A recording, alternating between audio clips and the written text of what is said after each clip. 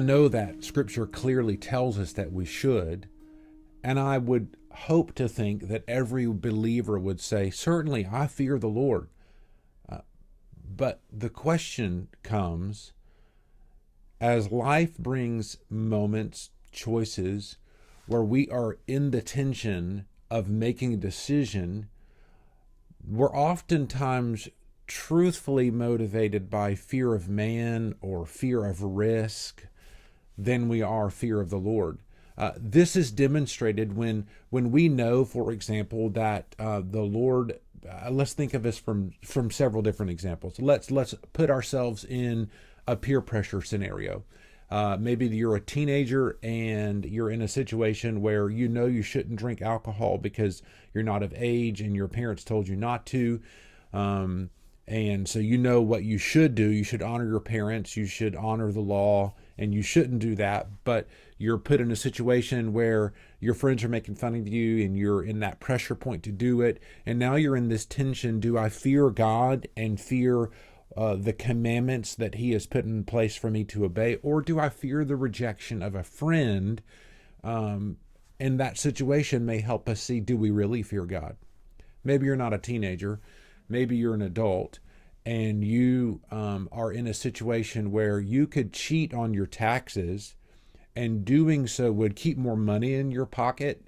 And you can justify that because that more money in your pocket is going to enable you to do something for your family or buy something for yourself that you could justify. But Jesus has told us to render to Caesar's the things that are Caesar and to God the things that are God. And so in that moment, do I fear the Lord and his commandments and obeying him and what he has said, or do I fear losing possessions? So every day, it may not be taxes, it may not be peer pressure, but we could take that example and weave it into many different scenarios that truthfully we're faced with every day, where we have to make choices. They're moral choices, they're political choices. We could go on and on. Where do we really fear the Lord? Scripture gives us numerous examples. It may be the midwives in Exodus 1 that we talked about this past Sunday. It could be Shadrach, Meshach, and Abednego who feared the Lord rather than the pressure or the threat of Nebuchadnezzar. It could be Daniel who feared the Lord and continued to exercise the discipline to pray at his window 3 times a day, even though the king had signed this edict to say, if you do, you'll be thrown into the lion's den. We have example one after another in Scripture and even in life that helps us see, hey, God will honor us when we honor him, and he will guard us, he will guide us, and we are called to fear him above all things. And even when we fear him, it doesn't necessarily mean that we will be exempt from whatever natural consequence. Like I may still experience rejection. I may still experience a loss of income. I may still experience persecution. I may still experience punishment.